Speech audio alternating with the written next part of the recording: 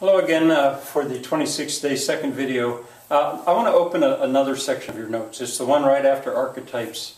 I believe it should be the fourth or fifth section. I don't know, page 5.1, maybe 4.1. I just don't remember offhand, but it comes next. Anyway, epic themes is what I call it. I used to just call it themes, but then I changed it to epic themes because, for the most part, these occur in epics. And I haven't even told you yet what an epic is. I'll have to do that tomorrow. I'll tell you what I mean when I say epic. Well, anyway, these are parts of stories that keep showing up. Just like there are certain kinds of characters that keep showing up. We recognize those characters. They have different names, but we know that kind of a character. Those are archetypes. Well, similarly, there are certain stories that show up wherever humans have been and told stories. We've got these. I would say skip a line, center that up, and then skip a line, go all the way over to the left, and quest is the one I want to put there first. We've already run into it several times.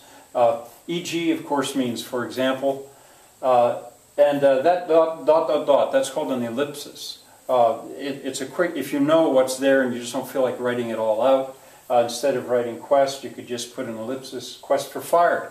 Well, in that movie, set in 80,000 BC, the cavemen, if you will, the prehistoric people went off on a quest to get fire.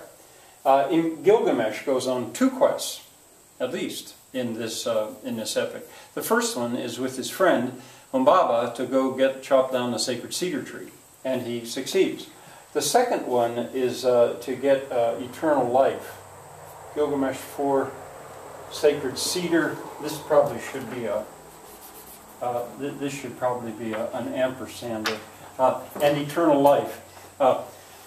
So we've seen it twice. His second quest, he fails. Quest for the Holy Grail. Now, in the Middle Ages, this was huge. There's so many legends about King Arthur's knights going off to try to get that Holy Grail.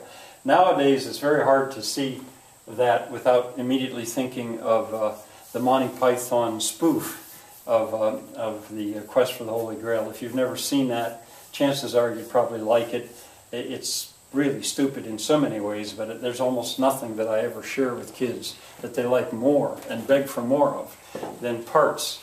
I would only show parts of the Monty Python's Quest for the Holy Grail.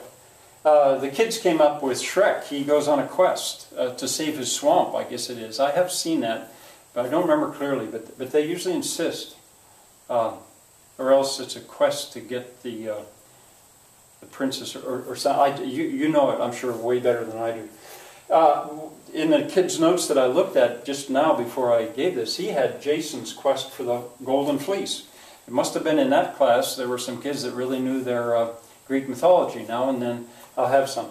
Anyway, there are many, many quests. And as I've said before, I miss now that input that I would usually get from having students live, and please feel free to give me input, comment if you can think of, oh, here's a great example of a quest. I'm sure there are thousands of them. I would skip a line now, or at least hundreds. Skip a line because we may want to add something that's just great, and then add hubris, H-U-B-R-I-S, hubris. There is a Greek word, and I call it a theme. That story, well, you know how a quest goes.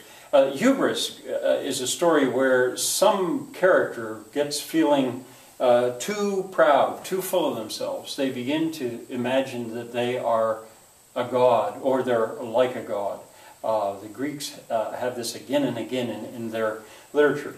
Well, excessive pride. For example, in Gilgamesh, you could see hubris when certainly when he refused the love of Ishtar, and that's why she was so put out. Also, when Gilgamesh and Enkidu managed to kill the bull of heaven, that also was evidence that they were getting too godlike, and so they had to be brought down. Satan, kids have mentioned. Satan, at least according to, I'm not actually positive that it's in Genesis, this story about Satan having wanted to be like God and therefore cast out. I'm not sure about this. I think that comes from Paradise Lost, maybe. I don't know, Milton. Not sure about that. But anyway, Eve certainly showed hubris when she tasted the apple. I'll talk about that story before too long. But she was told no, and what this serpent tempted her with was said, "Oh, if you eat of that apple, that forbidden fruit," I shouldn't have said apple, "if you eat the forbidden fruit, you can be like God." And that's what Eve wanted. She wanted to be like God, and was punished therefore. So that's hubris. All right, those are two epic themes. We're going to have some more later on. And I guess that's it for today. Thanks for watching. I hope to see you tomorrow.